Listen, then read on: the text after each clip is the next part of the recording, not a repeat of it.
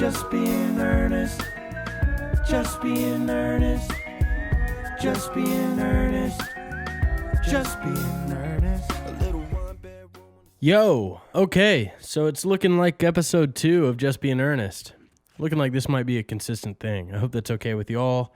Hey, guess what? You don't have a choice, and that's fine, because that's what's going to happen. Thank you all so much for listening to the first episode with me and Mitchell Tenpenny. This is going to be an awesome episode, too. I've got a good friend on here again, Jameson Roper, somebody I've known for a super long time, childhood friend, and he is also killing it in the music business. He manages a band called Band CAMINO. You might have heard of them. They're taking over, and it's awesome. It's exactly the type of music I grew up listening to, and I'm just super stoked to know the guy. And I want to introduce you all to him and pick his brain with him here on air. Episode 2. Let me just rant a little bit. First of all, dogs, okay? I love dogs. I have 3 dogs. Australian Shepherds. Wouldn't have it any other way. The best damn dogs in the world. So smart, so sweet. I swear, my oldest man, Winston, Mr. Winston, he's got a stripe right down the middle of his face, and he knows exactly what I'm saying at all times. I could speak his name. I bet you he's come from the other end of the house and is waiting outside 2 doors away from me because he heard me talking about him. What a good dog. Man, do y'all have dogs? If you do, you know exactly what I'm talking about when I say when they get comfortable and they lay down, you know that they are finally at peace when they hit that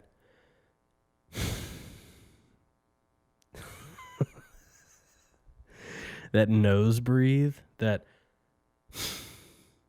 nostril breathe is just the most satisfying dog breath ever because you know that they're finally just at peace. So I got Mr. Winston, Australian Shepherd, full-grown Australian Shepherd. I've got Nova. She's a miniature Australian Shepherd. That's Delaney's pride and joy. And had an alcohol bubble in my throat. And I also have Baby Blue, Mr. Blue. He's the little man. He's the youngest, and he's also a miniature. And dude, what they say about having, the baby being the favorite, sorry, I get it. If you're the oldest child, I am. Now I get why my parents like Chris better. Whatever. I totally get it now. I can't argue with it. Because damn it, Blue is so good. Let's talk about this for a second. How many of y'all don't call your dogs by their actual name? You have this big plan where you're going to name your dog, and then all of a sudden, you've got 38 other names for your dog. That's us. That's us. Oh, what's that sound? That's the sound of a homemade grapefruit vodka, grenadine, triple sec orange, and lime little drink. It's just a little refresher for a mid-afternoon. Lost power last night, so finally got that back. I'm so ADD. Just go with me here. I'm going to get back to the dogs, but I was going to make kebabs yesterday on the grill. Had them prepped. Boom, boom. Power went out. Thought I was going to lose all of my meat. Pause. But I didn't. Put it on ice. Got a big igloo cooler. Put it on ice. Made kebabs today. What goes well with kebabs? Alcohol consumption. Been a wonderful day. It's getting ready to rain again. Hope there's no storm. So look, okay. Mr. Winston. Original name. Let me go a rundown of names for Winston. Winnie Wince. Vinny. Don't ask. Mr. Winnie. What is it Delaney says? Lemon Winnie Meyer. Meyer Lemon. Mon Win. It's like half French. Our dogs are bilingual. Mon Lemon. Mon Lim. Vinny Winston Lemon. Vinny Women Lemon Meyer. Who knows? That's enough. Let's get to Nova and her names. Nova. Actually, Nova has the least names. She's also the most particular dog and will only answer to whatever, Nova babe. Nova babe. And then don't get me started on the songs. Nova babe, Nova babe, Nova babe, Nova babe, Nova babe. I don't know that that's one. I think I just made one up. It's kind of Nova babe, Miss Nova. And then Delaney will say, Nova's gorgeous. And she is. But Blue. I got Blue. He was probably, like 5 weeks old, something. And I went on tour with Mason Ramsey, Lil Hank Williams Jr. Had a love in blue, no long, so the baby say goodbye. Y'all might know him as the Walmart yodeling kid. I know him as one of my favorite human beings ever. I wrote a couple songs on his album, Twang. And then I helped write his verse on the remix for Old Town Road. So that's he's like a little brother to me, legitimately. He asked me to go on tour with him and open for him. Obviously, I said yes. I also had just bought a puppy. Hey, Blue, I know you're brand new to this world. We're putting you in a van and taking you across the country. And what that did to us was absolutely bond Delaney, I, and our dog. Hey, who knows what grammar that is right there? Might have been right. Delaney, I, and our dog. Me, Delaney, and any English majors, feel free to message me or DM me and tell me I ain't shit. If you follow me on Instagram, it would be at ERNEST. If you follow me on Twitter, it would be at ERNEST615. And if you don't, hey, do it. Great. So Blue, let's get into some names for Blue. Baby Blue. When he's going crazy, we call him Blue Vereen. When he's sleeping, he's Blue Dream. When he's if he shits on the floor, which he does, he is house trained, but he also isn't. When he shits on the floor, Blucifer. Now, those are manageable names. Let me speak right. Those are manageable names because they have the word blue in them. Let me tell you where we started giving you nicknames, Blue. Talking to Blue now. Sorry. This is an aside. When we first put a collar on him and he'd jog his little tiny ass into the bedroom, he'd be jingling and jangling. So we called him Jingle Jangle. Then, I guess somewhere along the line, we started calling him Teeny Tiny.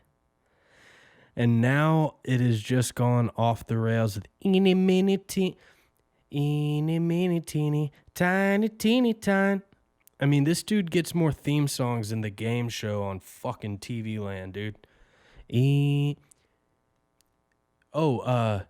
Marzipan? Don't even fucking know what it means. Probably my favorite name for him. Marzipan. I'm still not sure if there's an N or an M on the end of it. Marzipan. Can you tell? I don't fucking care. Marzipan. It's a marzipan. Then we call him Mars for short, apparently. Oh, actually, let's refer to Delaney really quick on where the fuck marzipan came from. So, quick little aside with Delaney. Delaney Royer, where did marzipan come from? When all of the animals were dying in Australia, R.I.P. Blue was our koala, which is a marsupial, and marsupial So, okay. led to marzipan. Okay, so it okay. Which means, it's a really sweet thing, and he's really sweet. Marsupial. No, marzipan is a sweet thing. What language? In English, it's a type of dessert. A marzipan? Thing. Yeah, it's like a frosting. Learn something every day. So it started as marsupial because he's our own little koala. Yeah, because he looks like a koala because he's gray. Marsup. Oh, yeah. Marsup. Okay, we'll get back to the podcast. And back to you, Ern. Wow, thanks, Ern. And we're back here. Look, you reminded me. Another name, Martini. Martinelli's. Martin Short. So many names for dogs. Feel free to comment on my Instagram what y'all call your dogs or my Twitter. Good dogs, man. Love dogs. Hey, been playing a lot of golf lately. Didn't know I was a golfer. Was always a baseball player, decent little athlete. Let myself go a little bit. Still got the chops. And started playing a lot of golf. Walking, because the golf courses... Hey, Keith. Yep, call me Ernest. Hey, Ernest. What? Speak well, okay? The golf courses are technically closed. But guess what? You can still golf. You just got to walk. So I have a jank set of clubs with a bag that doesn't stand up. If anybody's listening that has a golf club deal, whatever, hey, shoot me some clubs in a bag that'll stand up.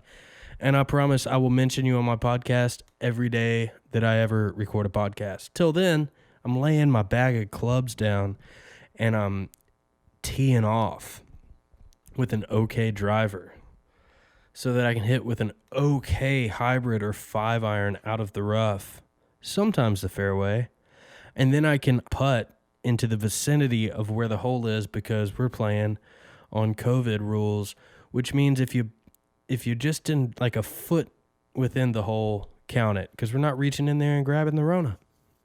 Just not how we're playing golf.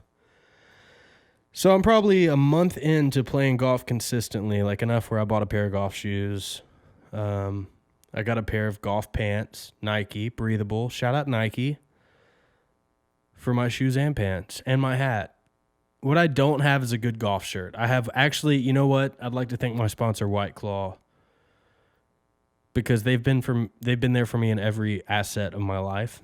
I'm not sure if I used the right word right there. If you could see me right now, you can't because we don't have video for this part. But if you could, you'd see I don't give a fuck if I use the right word. White Claw's been there for me. They gave me a golf shirt. The problem is it's not the same color as the gray as my pants, and I'm kind of matchy, so can't wear, and I wouldn't wear gray on gray. Not on the golf course. What is this? A funeral home? Nope. So I don't really have a golf shirt, but no golf course open, no rules. So just kind of, I'll wear it like a Lululemon breathable piece. I actually want to talk about golf course attire one time. Hey, look, if you're not Tiger Woods and it's not Sunday, don't wear a red golf shirt. Because guess what? We're at a public golf course and there's a guy like me waiting to tee off behind you, and you're dressed like Tiger Woods on a Sunday during the Masters. You're wearing a red Nike shirt. Let me just put things into perspective for you.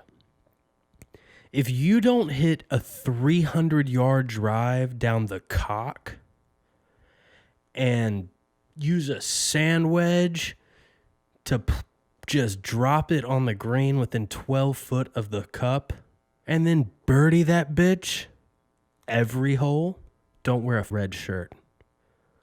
Because I'm a bad golfer and I'm behind you. So my standards of what a good golfer is, they're pretty low.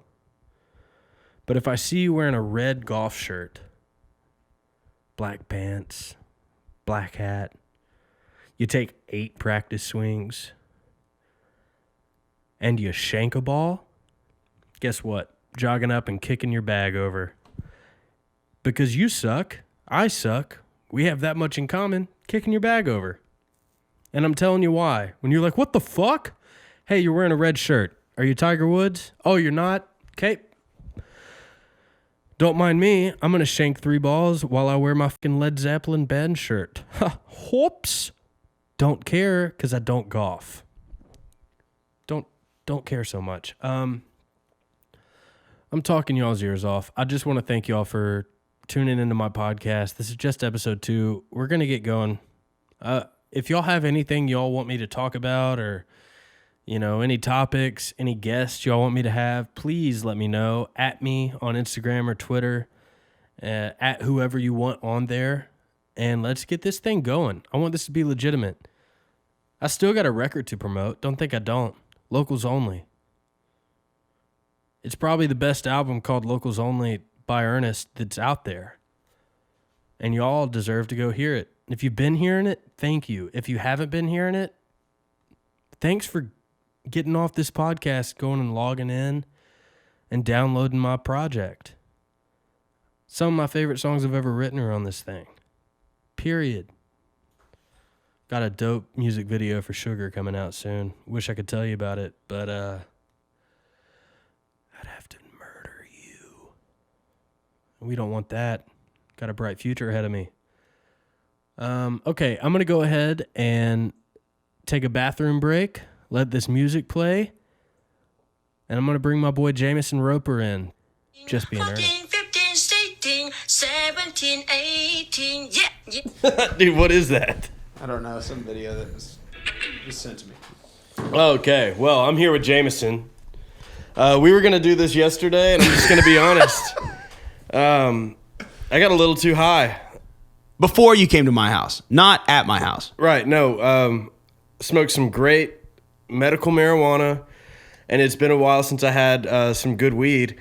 And man, I came over, and it just wasn't happening, dude. My wires weren't connecting. I thought that you had seen an apparition or something when you walked in. I was like, "Are you good?" And you were like, "Yeah."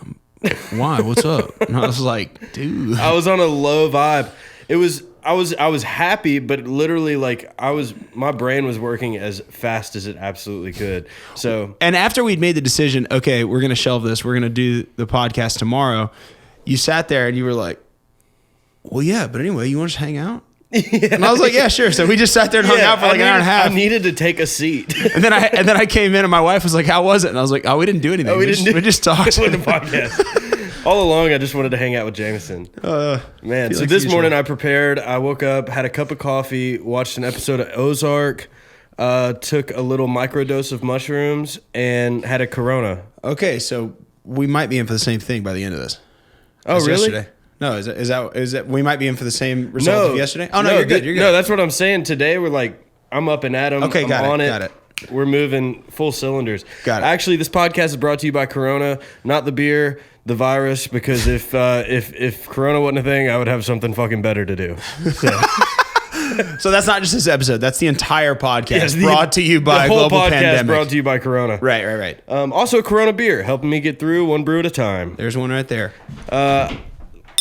There it is. I wanted dude. to ring. Sorry. Oh, he smacked the wedding ring on the Corona. Shout out to you and your wife, Devin.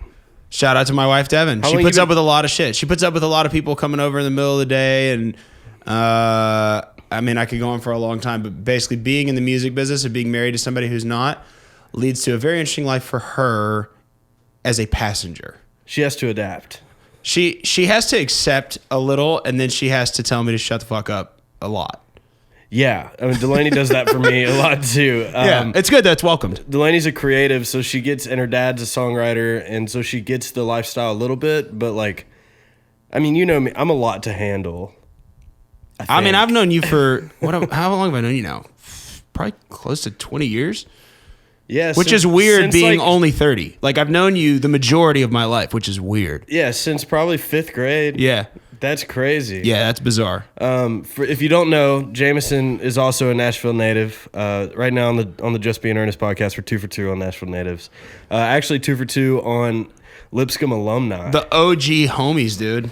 It's pretty awesome. It worked out this way because let's get into this a little bit. We have known each other for a super long time, and I think the one thing we've had in common the whole time is music. Mm-hmm. You're a great drummer. You've always been into music. You and Mitchell had a band. Once upon a time. Yeah, you still got chops. I know you do. What was you and Mitchell's first band name? Oh, dude. So me and Mitchell Tenpenny, and then 2 other guys, Travis Harper and Joseph Thompson. Shout out Travis and Joseph. Dude, yeah, we passed Joey Thompson's house yesterday. Dude, yeah, on Glendale. Yeah. Yeah. So we had a band when we were in 6th grade called Reserved. We were Reserved. That's right, dude. We had the worst album cover of all time. Dude, we were find it and put it up. First of all, I don't think we had an album cover ever because it was a picture of you in your backyard. Oh yeah, I do remember that. That was like done on Microsoft Paint. Yeah, I remember we spent like more than a day trying to find the the copyright R inside of a circle. Yes, we were like that should be the R on Reserved, and at that point it wasn't like Google Images wasn't like that common. So I remember we were like searching for a scalable one of those. And we were like, that's got to be the art. And I remember I figured it out one night and I called everybody like on their house phones. This and is your I was first like, managerial job. and I was like, guys, I found the R. And Mitchell was like, all right, tight. And yeah, Reserved was terrible. We basically just covered Sadie Hawkins' Dance by Reliant K incessantly. Well, you also had a mean choker game. You had Oh, dude, I was into him chokers. dude, Jameson, I could dig it up. My 5th grade yearbook. You were in the 8th grade when I was in the 5th grade. No, I'm 2 years older than you, right? Or 3? Were you in Saggio's grade? Okay, no, then when I was in 8th grade, you were in 5th. Sorry. So that yearbook. Thanks for making me feel old. No, it's okay. I went to pre-first and pre-K, so you should have been 2 years older than me. I got held back. I'm 28 years old. I was driving as a freshman. Got it. Tight. But your yearbook picture in 8th grade, you had the badass wide frames. That was just the only frame that could support my lens prescription because I'm blind. Well, you look good today. Well, thank you. and you had the choker. And you might have had an Abercrombie shirt on. I remember the picture. Definitely. Hollister or Abercrombie, that was it. Your hair was kind of like today. My hair. A little longer. My hair right now is a bit long and I don't care because I'm just stuck in the house or I'm here. Quarantine. What have you been doing? Y'all were cutting a record. Still are. No, we would not do that because that is not socially distanced. Well, you're doing it from a distance. No. You know what? Honestly, I've gotten this question from some people on Twitter and stuff. You know what? Truthfully, me and the boys were in a bus together when all this happened. And then we've all isolated with our wives or girlfriends. And outside of that, we've just seen each other. So I really feel like we've been really responsible with it. I mean, everybody's taking it pretty serious, but yeah, we cut 5 songs for the record. Back up. This is the Band Camino, and Jameson manages the Band Camino. I know I mentioned this in the prologue, but we're just so everybody, in case you fucking skipped forward, and if you did, hey, back up. Yeah. So you're cutting a record with the Band Camino. Okay. Yeah. So we cut 5 for the record. And other than that, just been kind of working on, every day I just get on the phone with a different rep for a promotion company or an agent and just get really depressed. So every day is basically I'm trying to be the positive person because, me personally, I don't see a world where no shows happen this year. Right. I think arena shows are done for this year just because of the density, but I have a really tough time thinking that places like the Troubadour in LA or Exit In here or, Bowery Ballroom in New York, even though it's New York, it's a 575 cap room. Yeah. I have a really tough time saying that none of those shows are going to happen for like another 10 months. I hope you're right. And so every time that I'm on a call with somebody and they're like, "Oh yeah, man, let's look to bump into June of next year." And I'm just like, "Okay, look, here's the deal. Let's hold that as a backup." And like, this is seriously this has been a focused effort on my part every single time I talk with somebody. Because even though I'm not a big fish in this machine, the more people that can somehow work towards something optimistic, then I'm in for it. So every time I talk, I'm just like, well, let's hold a backup. But like, it might happen this year, and it's just every day my hopes get dashed. Yeah, So, people. Yeah, it's a big unknown world right now. I mean, all of us were gonna have tours. I was gonna be going on tour in like 2 weeks with Sam, and then y'all had the Dan. First and to Shay. 4, dude. First to 4. Hey, The best tour intro video I've ever seen, or announcement video, I should say. dude. I had big dreams for this TV show, bro. It was so good, dude. Now it's like this podcast is also brought to you by First to 4 Productions. by Yo, the way. yeah. So y'all want me to play first? Oh yeah, oh, dude. I get to start. Okay. I get to start. So good. So y'all were gonna start for Dan and Shay, right? No, we were going to be 2 of 3. So Ingrid Andrus, who's awesome, good friend. Ingrid was first to 3, then we were direct support, or I should say the boys were direct support, and then Dan and Shay. And this year it was going to be such an awesome year, which I feel like is a common story for everybody that's touring, because if you're touring, it's great. And now that we're stuck at home, we realize how great it is. But we were going to do Dan and Shay, and then we were going to do the 17 dates in the spring, because they split the tour up. They did a spring leg and a fall leg. So we were only going to do the spring. And then starting in August, we were going to be on the tour with 5 Seconds of Summer. And that was going to be really cool to get that variety. I mean, you know, one thing with this band that when I met the boys was kind of my goal from the beginning was that it was never going to be predictable and expected. Right. So in my head, I was like, there's no other artist I can think of that can do a Ben Rector tour, a Dan and Shay tour, a Five Sauce tour inside of 18 months. Man. And it still actually feel like a rock band. Yep. Like, hey, dude, I would listen to the Band Camino. I do listen to the Band Camino all the time. I'm just saying, like, when I was in middle school and high school, like, that was the shit we were listening to. Ballpark that shit. I mean, you're managing a band that I would have been telling all my friends about my whole life. well, thank you. But I mean, honestly, so much of it, I with Jordan Schmidt. So Jordan, who's one of my best friends, one of your best friends. Jordan is. Nah, I don't know. He actually texted me earlier. We were talking about a song, and he was like, "What are you doing?" And I was like, "I'm going to be on Keith's podcast." He was like, "Oh, fuck yeah, make me sound tight."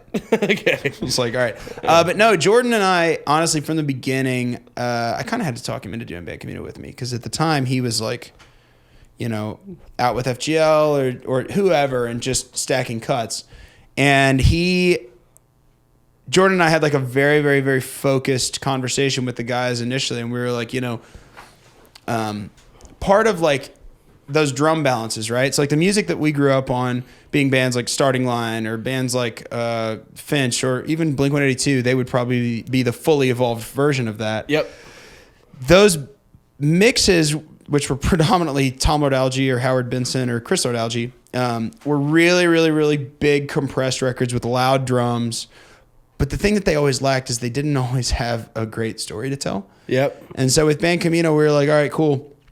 The bag of tricks on this is going to be kids nowadays that are 16 years old. That kind of music that we grew up on, the Starting Line stuff, 2000 to 2006. Yep. They were like hardly even born. So we can kind of reintroduce this, and it's going to be totally new to them. But the flexibility that we got out of it was Jeff and Spencer are great songwriters in their own right, but they're also really smart songwriters. Yep. Which I think there's a difference between being a good songwriter and being a smart songwriter. For sure. You know, He Stopped Loving Her Today is a great song.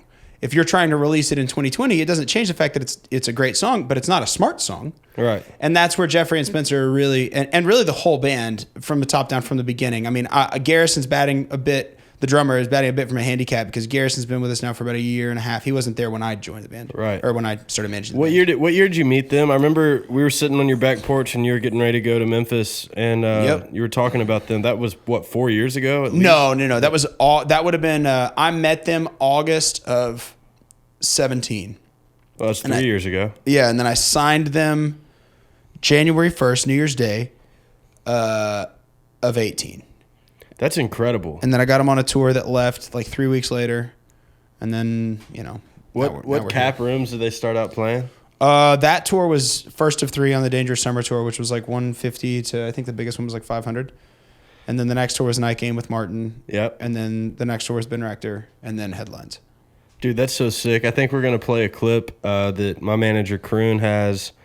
Where was it from? What? Oh, he has a video from Little Harpeth Brewery, which Yes. I did not even know was a venue. So I went to that show, funny enough, because that was before I was officially working with them. That was like fall of 17.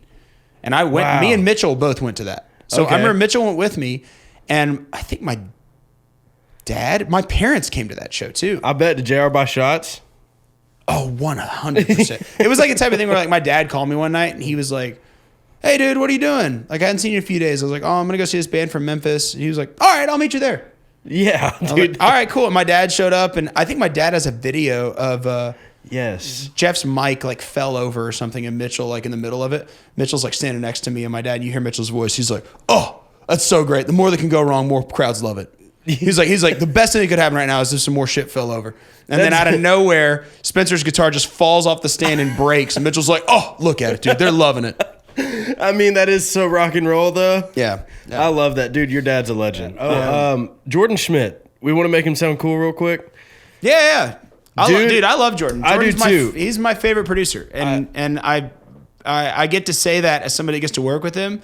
But even on stuff that I don't work with him on, he's my favorite producer. He's so good. If y'all don't know, Jordan Schmidt is behind so many hit songs that y'all are hearing on the radio right now, writing and producing.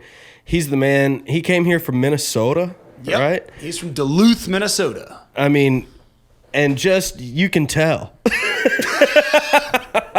You can tell he's from Minnesota. He's so good. I've known him for the last 5 years or whatever, and I won't gas him up anymore. You gonna pump his tires pretty hard? I'm gonna pump him okay, but I'm just gonna say that like some of my favorite demos were with him, and they are not country. They are with my emo band. Depends on the year. Oh, dude, Depends on the Year is my favorite. Serotonin. Would you be willing to sign Depends on the Year to like just a singles release deal? 100%, dude. Do you plan on actually? This is a serious question. Do you plan on signing more bands, or do Yeah, I mean, here's the thing. Like, so I work. Other than Band CAMINO, I also have Seth Ennis. Okay. And Seth is another. Shout out Seth. Seth, dude, incredible artist, incredible writer. He's just one of those guys. You know, you guys are very different people, but same mentality of. There's really nothing else you can do except create. Right. Right? Like for me, I love putting the pieces together and creating great records.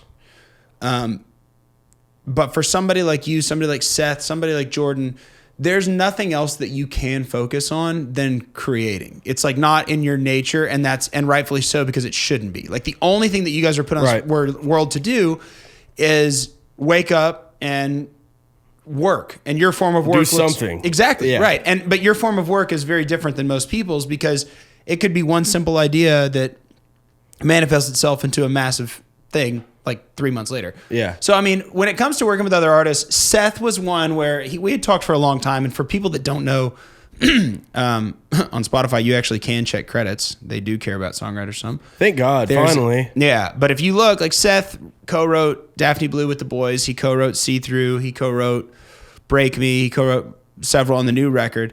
But Seth, another one who's just had a lot of success as a country writer. Songs are so good. Yeah, man. And Seth, so to answer your question, will I sign to the bands?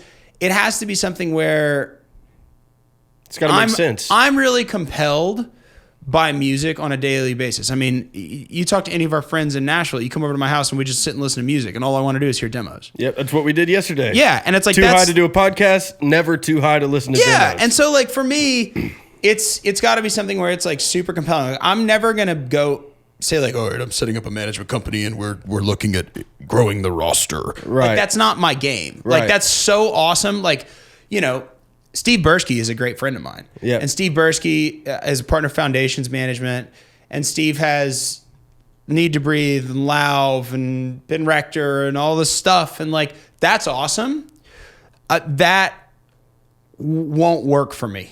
Yeah, you're a very hands-on manager. Like, yeah, like I you're can't one of have the boys. I can't have 30 artists and like, all right, cool. Like, send me the demos and then we'll pick through them, and then like and maybe that changes as I get older. I don't know, but right now I walked away from a real estate career that was, you know, going really good, and I walked away from it because even though it was going great, it was about a fulfillment factor other than just income. Yep. And so for sure, for me, if I wanted to get into a business if I wanted to reintroduce myself into a business that had a little less emotion and a little more of a binary sum of money attached to the end of it, I wouldn't do music. Mm-hmm. So for me, whatever I work with has to be something where I'm just so compelled that I'm like, I can add value to this, first of all. I see a clear lane for it. I can see that this person and I can work together. Like, we're willing to work together. Yep. I don't ever want to sell somebody on me without me having a very obvious value add right off the bat. If I have to sell you on why I can help you, then I don't want to do it. This ain't gonna work. Yeah, I don't want to do it. For sure. So, well, I think just who you are makes you a great manager, because I feel like it made you a great real estate agent. You're passionate about what you're gonna do. Period. Sure. That's why you're ripped. Not on quarantine, but you are, Jameson. You have a great body. Oh wow, thanks. It's a shame we aren't doing video. So Man, what people see. don't realize is we're actually not wearing clothes. Yeah, and that's the beauty of not videoing the podcast. Mm-hmm. I love that. I think we're gonna play a quick little clip of See Through, right? See Through, right? Sure. Okay, here it goes. And this is the Band CAMINO with a chorus of See Through. God, I'm wishing I was with you. I'll be outside, I've been cooped up.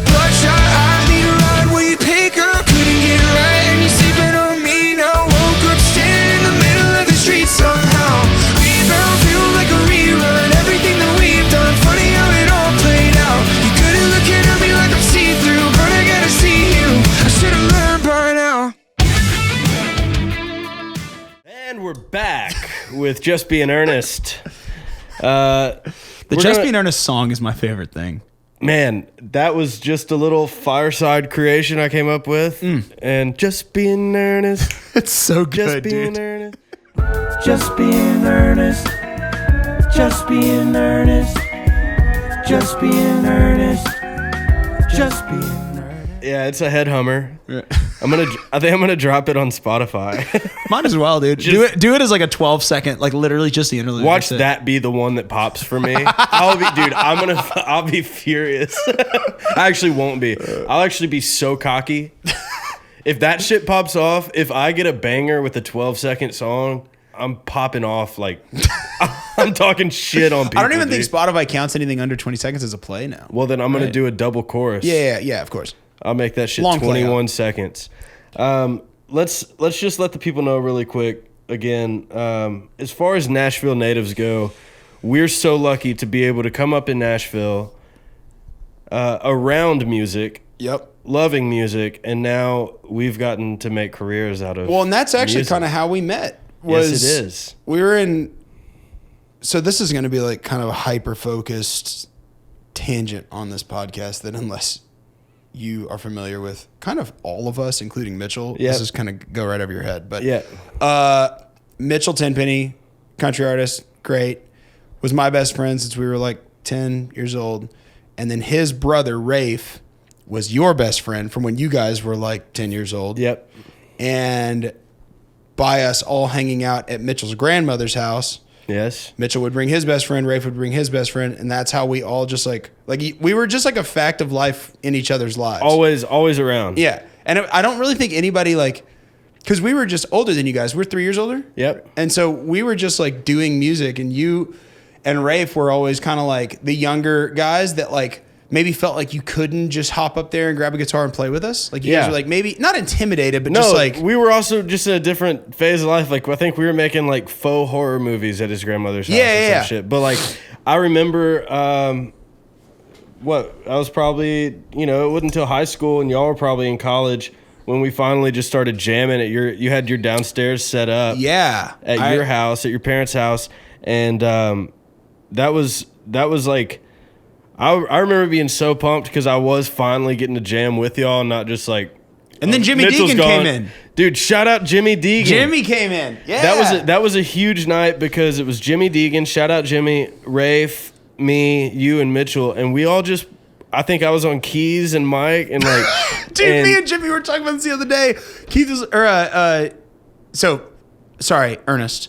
Thank you. Although I know you as Keith. Right. I'm sorry. We've already been over this in the podcast. It's all But good. Jimmy was like, dude, he's like, do you remember that night that we were just at your parents' house and we had just been slamming like tequila or rum or something? And he's like, and then I just remember when I turned around and Keith was like just playing on a keyboard and he was by himself, and Jimmy was like, I don't remember why it happened, but everybody was just like, all right, well, we're just going to do this now. Yeah. And then it was at that moment that you had known Jimmy for like a while at that point. And I remember it was that moment we were in my parents' basement that you finally just go, Jimmy, by the way, I'm like a huge fan of Every Avenue. Yeah. And you knew all of Jimmy's old band's Yes. music. And Jimmy was like, oh, okay, cool. I had to let him know. Yeah. And then you went and drummed for Every Avenue. So don't tell me you ain't a good drummer because you went and where, Japan? Yeah, we did the Japan tour. The Jameson brought Corona back.